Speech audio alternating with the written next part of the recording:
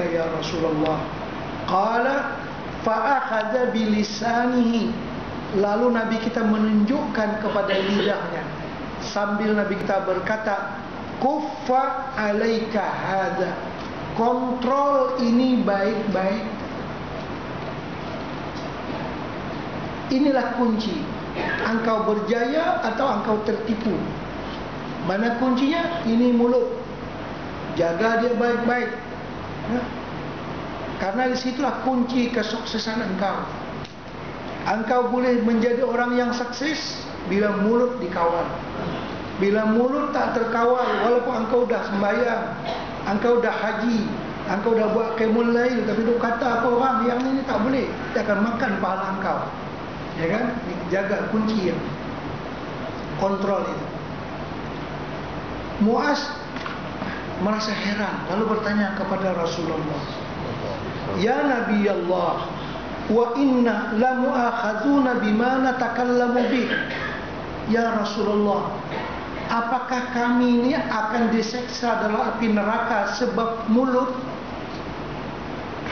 Apakah kami akan diseksa oleh Allah sebab dosa yang dikerjakan oleh mulut kami? Ya, kata Nabi, sakilatka ummuka, celaka ibumu kehilangan engkau. Maksudnya engkau sampai tahap itu tak tahu kah, tak faham kah? Itu maksud sakilatka ummuka, ibumu kehilangan kamu. Artinya engkau orang yang sangat merugi, tak fahamnya ini. Wa hal yakubban nasa fin nar ala wujuhihim aw qala ala manakhirihim illa hasaidu alsinatihim. Tahukah engkau wahai Muaz, kebanyakan orang yang masuk api neraka bukan karena amal, tapi karena mulut.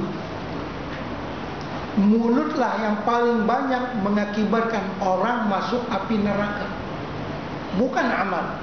Amal pun banyak juga, tapi kalau dihitung perkiraan, peratus orang masuk api neraka karena mulut lebih banyak daripada peratus orang yang masuk api neraka karena perbuatannya.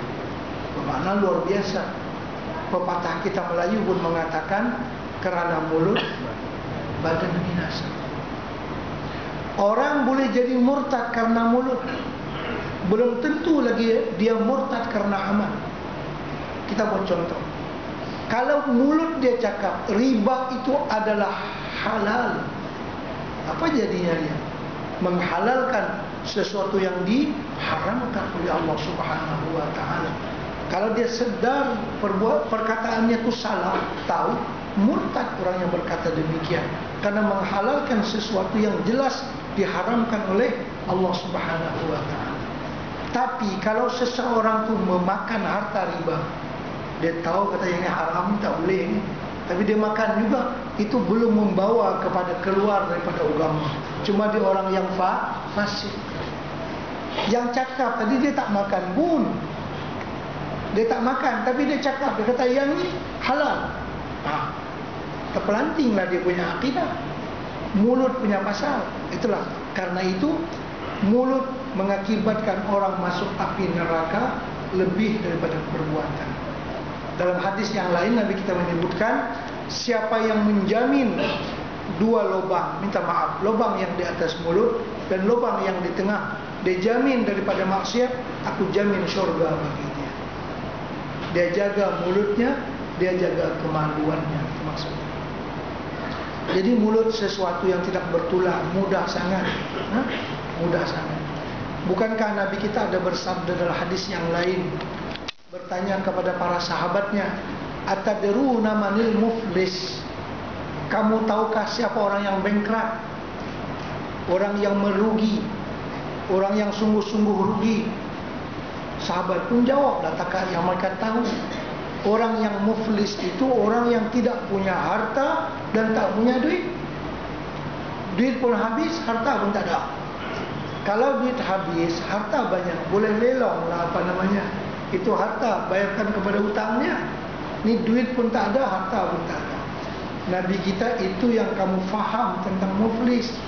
Orang yang muflis yang sebenarnya, orang yang di dunia banyak beramal, banyak beribadat, rajin sembahyang sunat, rajin puasa, rajin buat haji, rajin buat umrah, artinya mengerjakan perintah Allah Subhanahu wa taala. Tetapi dia tak menjaga mulut. Dia mencaci orang itu, dia berdusta kepada orang itu, ataupun mungkin dia menampar orang itu, dia memukul orang itu dan sebagainya. Dia buat dosa. Memang orang ini banyak dia punya pahalanya daripada amal ibadatnya tadi, tapi banyak juga dosanya kepada orang, terutama dosa mulut. Akhirnya disidang di hadapan Allah Subhanahu wa taala pada hari kiamat nanti. Maka orang-orang yang dizaliminya, orang-orang yang diumpatnya, yang dicelanya, yang dibohonginya dan sebagainya di dunia dahulu, menuntut kepada dia di mahkamah Allah pada hari kiamat nanti. Maka orang-orang itu menuntut daripada dia dan dia mesti kena bayar. Bayar dengan apa? Bayar dengan puasa, bayar dengan bacaan Qurannya, bayar dengan pahala sembahyangnya. Akhirnya habis semua pahalanya. Habis semua pahala, masih ada lagi dosa mengumpat itu dan ini. Penuntut masih ada, orang yang saman masih ada, dia nak bayar habis dah pahala. Maka dilonggokkan ke atasnya dosa orang lain, lalu dia pun dilemparkan ke dalam api neraka. Itulah kata Nabi orang yang bengkak, akibat daripada mulut dia, akibat daripada perbuatan dia ada juga, tapi yang paling banyak berpunca daripada mulut dia. Karena itu Nabi kita tadi bersabda kepada Muaz bin Jabal, maukah aku kabarkan kepada kamu apa dia kunci kesuksesan kamu? Engkau dah sembahyang elok, kamu lail elok, yang ni elok, yang tu pun elok, kena jaga lagi yang ni. Kalau tak jaga yang ni, dia akan merosakkan amal ibadahmu, akan memakan pahala kamu. Nah, azan dulu. Tak payah, kita skip dalam 5 minit saja lagi kita buat. Jadi masalah mulut, dosa yang dikerjakan oleh mulut ini mesti diperhatikan. Karena itu perhatian ulama ahli sufi kepada dosa-dosa yang dikerjakan oleh mulut ini sangat besar. Karena mulut merupakan anugerah Allah Subhanahu wa taala. Dia boleh mencari pahala yang besar, pada masa yang sama dia mengakibatkan dosa yang besar. Jadi kita kena kontrol dia. Bila kita tak kawal dia, kalau dia buat jahat, besar demi dosanya. Tapi kalau dia buat taat pula dengan mulut ni, kita banyak boleh pahala. Kita katakan subhanallah wa bihamdi, subhanallahil azim. Masya Allah. Yang itu lebih baik daripada dunia dan seisinya. Mudah saja pula dengan mulut ini. Karena Nabi kita bersabda, kalimatani khafifatani 'alal lisan, thaqilatani fil mizan, habibatani ilar rahman, subhanallah wa bihamdi, subhanallahil azim.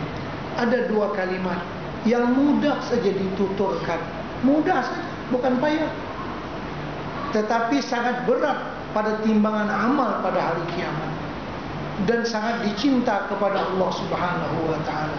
Apa dia? Subhanallah wa bihamdi, subhanallahil azim. Sekali bernyawa 3-4 kali kita boleh cakap, kita boleh baca. Lebih baik daripada dunia dan seisinya.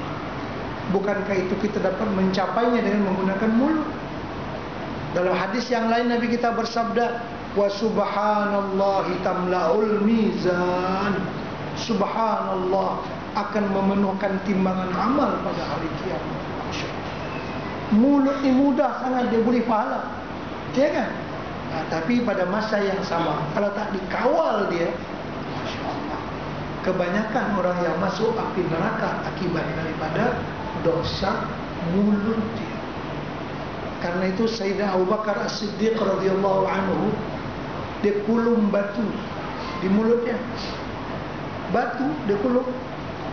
Kalau mari berurusan dengan dia, dia cakap sedikit, kata, cakap banyak. Dah batu dah ada di mulut, dia cakap banyak. Dia nak mengelak daripada banyak bercakap. Jadi manusia ni banyak binasa karena mulut.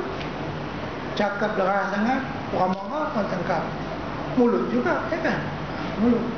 Kita bersyarah orang marah kita, orang paku kesel kita, balik tertiarap kita. Mulut juga, ya kan? Begitulah mulut ini.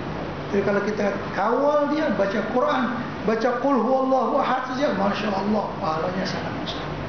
Karena itu kawal dia baik-baik supaya kita dapat selamat, supaya amalan kita yang sebelumnya kita sebutkan tadi daripada sembahyang, puasa dan sebagainya itu tetap pahalanya.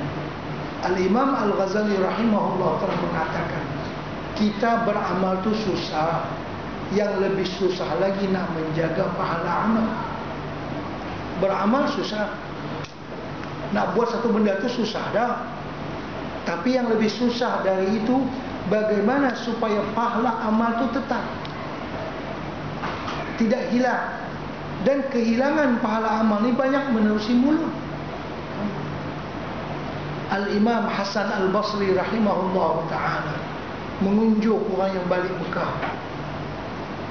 Jadi orang yang balik Mekah ni pun nak jamu Datuk Guru, jamu ayat teh lah lebih orang.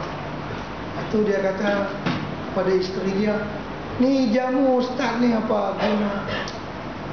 Pakai talam yang kita beli masa pergi Mekah kali kedua hari tu ni apa? Maknanya saya pergi Mekah 2 kali dah kan. Kata Imam Hasan Al-Basri, telah hilanglah pahala kau. Mulut dia bercakap, tak dan seminit himpun harta nak pergi sana lama mana.